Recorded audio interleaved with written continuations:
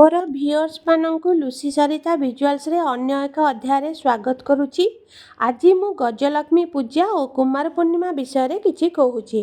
आज धार्मिक मान्यता अनुसार माँ लक्ष्मी शरत पूर्णिमा दिन समुद्र मंथनरु आविर्भूत होइतिले। एही दिन माँ लक्ष्मींकर जन्म उत्सव पालन कराଯାଇଥାଏ। विभिन्न मंडप रे सुंदर सुंदर मूर्तिमान स्थापन करा जाई माँ को विभिन्न प्रकारर फल मंडा काकरा खीरी खेचोड़ी भोग कराଯାଇଥାଏ। विभिन्न प्रकारर साजसज्जा सुसज्जित होइतांती।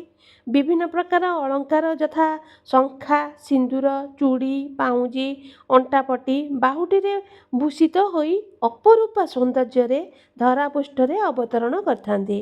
एही दिन राति सारा मातांकर जागरण करी आह्वान पूजा कले मनस्कामना पूर्ण होइताए। एही दिन चंद्र 16 कलारे नियुक्ति रही आउ भगवान श्रीकृष्ण मध्य 16 कलारे नियुक्त रही। एही दिन लक्ष्मी भक्त मानक घरे बुलंती। जो भक्त अनिद्रा थांती तांको घर को भ्रमण करी धन धान्य रे सुख समृद्धि परिपूर्णता आशीर्वाद करती। सेथिपाई किछि किछि दूरतार मंडप मानकर स्थापन कराई। रास्ता घाट रे सब आलोकमय साजसज्जा परिपूर्णता होइछि। गजलक्ष्मी पूजा आश्विन मासरे पालन कराई थाए।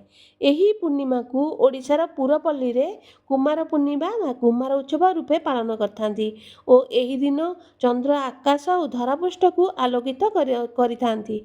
एही दिन कुआरी झियो माने नुआ लगपटा पिंधि धड़ा खई आउ 7 प्रकार फल तुलसी माता पाखरे माँ माने झियो मानक हाथ उपरे गुआ आउ धड़ा खई 7 प्रकार फल को 7 थर दीप बंधाई आंजुला टेकती। बहुत माँ मानक मन थाए कुआरी झियो माने तुलसी माता पाखरे आंजुला टेकिले माता लक्ष्मी भल बर आउ भल घर प्रदान करथांती।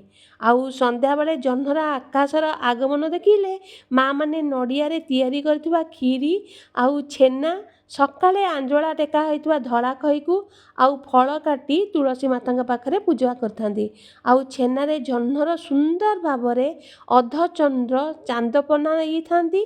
सेमानक मनरे धारणा थाए जे जेते सुंदर चांद बना जीवो सेते सुंदर झियो को भल पिलाटिए मिलिबो। केही केही झियो माने भोग को कबाट कणरे लुचाई खाती आउ केही केही अधा भोग को पाखरे थिबा नदी पोखरी रे पकाई दियंती। माँ माने निष्ठार सहित नड़िया खीरी को हांडी रे बनाई तुलसी माता पाखरे भोग लगाई सारिया परे सेही खीरी को खीरी हांडीर मुह को भल भावरे बांधी पूरा राति छात उपरे बाहरे टाई चंद्र को अर्पण करथांती। केही केही सारा राति से माने राति 12टा बाजला परे माँ माने ता पर दिन तुलसी माता आगे भोग लगाई खाती टाइट करके बांधती कहीं तादरे पोक जोक पड़ोनी किंबा कौनसी डस्ट आसबनी। लोक कथा अनुसार कि खीरी चंद्र पाखरे रखिले स्वास्थ्य सुरक्षित और परिवार आर्थिक अभिवृद्धि होता है। यही पूर्णमी दिन तुलसी माता को पूजा कले बहुत शुभ हुए धन संपत्ति बढ़े चंद्र किरण में स्वास्थ्य सुरक्षित रहे। यही दिन को बहुत शुभ बोली मानती।